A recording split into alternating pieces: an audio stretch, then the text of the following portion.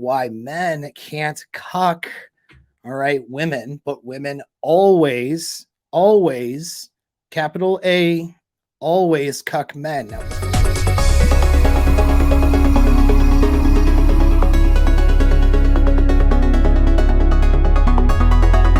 going to talk the concept of cucking, what I mean by that, and why this is exclusively something that women do in terms of cucking, and it's something that exclusively women are susceptible to and not men. So you have to understand it's not me putting one person or one gender above another gender. It has nothing to do with that. But there isn't this blank slate equalism. So just because women do something or have some benefit or disadvantage, it doesn't mean that men have some equal and opposite benefit or disadvantage or have the same benefit or disadvantage.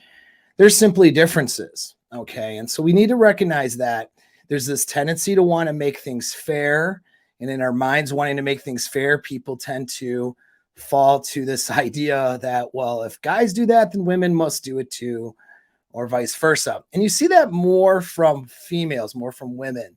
It's an interesting thing. It's just the instinctual way that women see fairness and see, women, the way that women think. They've done a lot of studies on this. Is just women tend to want fairness to mean, that you treat others the way that others would treat you, and that you have the same, are seen as much value as someone else does, and like that things are the same, right? That's the idea of fairness from a woman's perspective, and oftentimes respect, even in relationships, is tied into that. It's not for better or for worse; it just is that idea, but that doesn't always ring true. In fact, oftentimes it doesn't. Okay, sometimes there's just differences, and there is no fairness in it. So cucking psychology. All right, so why men can't cuck, all right, women, but women always, always, capital A, always cuck men. Now, before you have a knee-jerk reaction to that, especially if you're a woman or a guy who, doesn't want to think that might be true, hear me out, all right, before you freak out. And it's not a criticism on women. It's just me explaining and demonstrating how things are based on what we know from evolutionary psychology and in human instincts. So when I say cucking, let's define what that means. By definition, it's receiving sexual pleasure or excitement from the fantasy or the reality, when acted out, of being with one man that she perceives as better than another. Okay, that's a basic definition. It's being with one dude and you're perceiving this dude better than another dude, and that is increasing your sexual excitement. All right, as a woman, that's what they're experiencing. This is rooted in hypergamy as well. All right, and rooted into the alpha widow topic. So classic cuckoldry, like taking it back to like Shakespeare, right? Where it's talked about, I remember talked about in reading Shakespeare in high school and stuff. And then even prior to that, classic cuckoldry in that definition is a woman impregnating herself with another man's seed, and then having that lesser genetic male or beta male provision for the child. And there's entire, plays and stuff written by Shakespeare that surround the idea of cuckoldry. So this idea has been around for a while, but the psychology of it is simply not necessarily rooted. It's just rooted in the sexual desire piece, not necessarily, for the express purpose of having another man's child. And so a woman cucks every man she could ever be with or has been with for the man that she perceives as her best. All right. So let me say that again. A woman cucks every man that she has ever been with and every man she ever could be with, or all of her other options. All right. When she is with a man that she perceives as her best. All right. And that's best in the desire and pleasure she gets from him. All right. So the desire she gets from that guy that she sees as her best is in part due to her seeing the other men as less sexually viable options. Okay, they're less good for her in bed, less good for her emotionally, less good for that sexual draw she has to her apex alpha. And yes, it is rooted in sex. And I see some questions in the chat. Throw it in a super chat, or else I may not get to answering those. All right, just saying, because I don't have limited time here on the stream today. Now, the essence of the cuck fantasy, as we see in kink fetishes and in porn, for a woman, okay, the essence of her part of it is being able to degrade and have power over a current partner, right? That she in favor of a genetically more powerful male or sexually more powerful male or bull.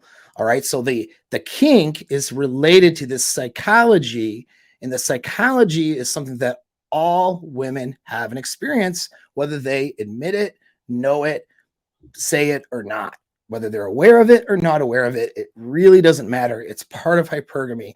This is why social proof works in game. This is why she looks to how other people perceive the man she's with as a basis for her determining or deciding her attraction or desire for that man, and whether or not he's a good partner for a number of different reasons, not just good sexual partner, but anything else as well. Okay, she needs to base her emotions and feelings on what others perceive and say, because women are more socially influenced than men are. All right, and so they have to perceive somebody or the person that they're choosing is better than the rest of them. So she has to rationalize that somehow. And so in some ways, whether she's overtly thinking about it all the time or not, she is either cucking all those other guys, meaning seeing them as less sexually viable, and that increases her desire and increases her sexual intensity with the guy she's with, or she's fantasizing about those other guys, and that's decreasing her desire and decreasing the intensity of the guy she's with. So it's one or the other. All right. Now, she gets very aroused and turns on by these experiences, the ones that actually act out the fantasy. But the average women don't act out the kink fantasy, but they may never actually act it out, but they're still turned on by the experience. So the average woman, it might be dreaming about, let's say, that guy from work, or that alpha guy that made eyes at her at the gas station, and dreaming about how those guys might please her in ways that her boyfriend or husband couldn't. Or maybe she's closing her eyes, and when she's, getting towards orgasm, and thinking about, all the ways that an ex could please her and then used to please her, and the buttons he used to press in intimacy while she's with her current partner. All right. Now, it's not to say all women who close their eyes during sex are thinking about somebody else. So please do not be a binary artistic thinker here. Okay. But these things do happen. Women report this in large, experiencing this all the time, and this is what happens when they're not with the person that they perceive as their best. When they perceive the person that they're with is not their sexual best, they will fantasize and dream about other men and them being able to do what he cannot, or being able to do things better than what he can do. So even if they're not actually cheating, right, or actually doing the kink, they've been alpha widowed. Okay, so they're perceiving and thinking about these other things. All right, this is what happens. Now, her arousal and pleasure in these circumstances is predicated on degrading the man that she is in a relationship with. So the pleasure in the cuck fantasy is predicated on degrading that guy she's in a relationship overtly in like the kink scenario, but even in her mind, she's receiving pleasure and elevated pleasure through just doing it through fantasy. Okay, whether she's on her own or actually in the bedroom. And there's statistics on lots of women, very high percentage of women think about other men when they're with their husbands or partners they've settled with. This doesn't happen when she's, with the guy she sees as her apex alpha. This does happen when she's either been alpha widowed or has been through so many notches that her pair bonding abilities, like call it pair bonding, that's a misnomer. Just the neurological bonding abilities have been compromised through such a large variety of experiences. So, and in men will tell you, Okay, guys who have been on the receiving end of being the bull for women, the bull or that alpha cheating partner, even in a sense, just in the cheating sense, will tell you about stories about how these women often talk in comparison and giggle at their committed partner's sexual weaknesses and shortcomings. All right, either before, after, and even sometimes during the act of intensely receiving sexual release from the cheating partner, new guy, or cuck fantasy guy. So this is what happens. Okay, women do this all the time. Or when she runs into that ex, okay, she can't, let's say she runs into that ex at that restaurant or bar or, on the street somewhere, whatever. She can't help but have either satisfaction running through her mind that her current boyfriend does her better than he used to, or and be happy with her current choices, or it's the other way around. Okay, and she sees her current boyfriend as maybe not the best choice, and then she'll pander to that ex and inside her mind wish things were different. You guys have all seen this before. This is where it comes from. This is cucking psychology. Okay, a woman's satisfaction with her partners or dissatisfaction is based in cucking in this sense. Okay, somebody one way or the other is getting it. Okay, now men do not do this. Men don't do this. Men may cheat. Men can cheat on their partners, but that's usually due to seed spreading instincts and simply the desire for somebody different. Okay, that's why men do it, because we want to spread seed. It's totally regardless of the sexual desirability of their partner or the other person. Like, men cheat all the time with girls that are not as hot or not as good as their current partners, just because, just variety, just whatever. All right, it's just because of that mating instinctual drive that gets allowed to play itself out when it shouldn't. And it's not to say either that men, under certain circumstances, don't disrespect or degrade their partners sexually, or it's not to say that men don't choose somebody hotter or better to cheat with. They do that all the time too.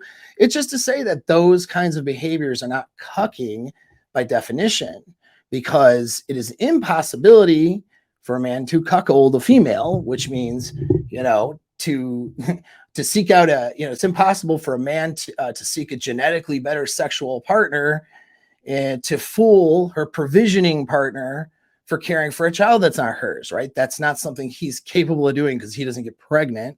Therefore, and he's not hypergamous. So he's not basing his mating decisions, as a major factor who's genetically the best and who's the best deal. Okay. So for him, for the guy that cheats or maybe does any of these things, which aren't necessarily good things, right? But it's not necessarily cucking. So cucking is based in hypergamy, and all women do it. The key is, if you're with her and it's something you're invested in, you want to make sure that it's not you that's being cucked.